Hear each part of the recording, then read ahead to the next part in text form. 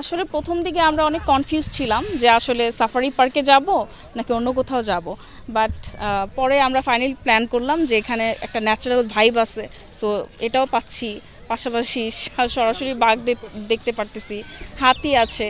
So আমি আমার কাজিনের সাথে এখানে ঘুরতে আসছি, সো মনে করতেছি ন্যাচারাল পরিবেশের সাথে খুব কমফোর্টেবল একটা প্লেস। আর ঈদের দিনে এখানে ঘুরে আমরা মনে করতেছি যে এখানে খুব ভালো একটা ফিল পাবো, এজন্য আসা, মানে চিন্তা করা যে এখানে ঘুরবো। গাছগাছালি আর হচ্ছে স্পেশালি এখানে একটা বাস আছে, বাস দিয়ে আমরা একদম সরাসরি বাঘ দেখতে পারি, যে দৃশ্যটা খুবই মানে সামনাসামনি দেখে খুবই মজা পাওয়া যায়। অ্যান্ড এখানে আরও মানে অনেক কিছুই বাকি আছে, যেটা হচ্ছে ঘুরে এখনও মনে শেষ হবে না, অনেক বড় এরিয়া তো, বেশ ভালো লাগছে।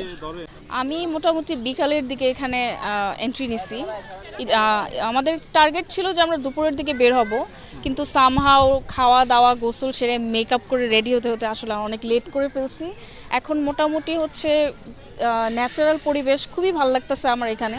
মনে হচ্ছে যে খুবই একটা ভেতর থেকে একটা শান্তি আসতেছে, মনে হয় যে আমি আমার নিজ হোম টাউনে চলে আসছি, গ্রামের বাড়ি চলে আসছি, মানে খুবই ন্যাচারাল একটা ফিলিংস পাচ্ছি এখানে আসার পরে। আমাদের উচিত যে আমাদের ন্যাচারাল প্লেস ঘুরে ঘুরে দেখা, অ্যান্ড হচ্ছে আমাদের দেশে কি আছে না আছে এটা আসলে দেখা আমাদের জন্য, নিজেদের জন্য আসলে অনেক কিছু এখানে আমরা শিক্ষা পেয়ে থাকি।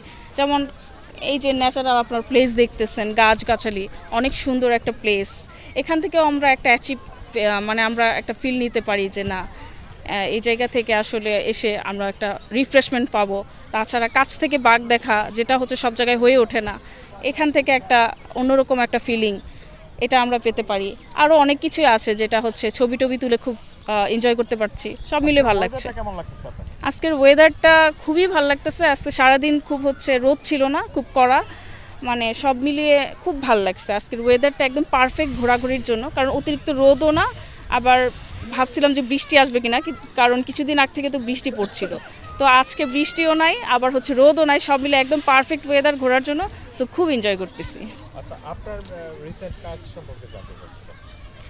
রিসেন্টলি আসলে সামনে আমি কিছু নাটকের কাজ করতেছি, অ্যান্ড মিউজিক ভিডিওর আমার কাজ আছে সামনে।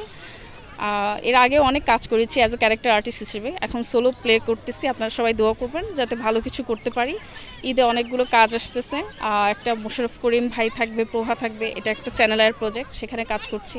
অ্যান্ড মিউজিক ভিডিও আছে কিছু, অ্যান্ড শেখ সাদি নামের একটা সিঙ্গার ললনা খ্যাত, ওর সাথে একটা মিউজিক ভিডিও নিয়ে, হ্যাঁ ওর সাথেও একটা কাজ নিয়ে প্ল্যান করছি, সামনে হয়তো কাজ হতে পারবে, আরও অনেক কাজ করবো ইনশাল্লাহ, দেখতে পারবেন। থ্যাংক ইউ সো মাচ, আমার জন্য দোয়া করবেন। Thank you.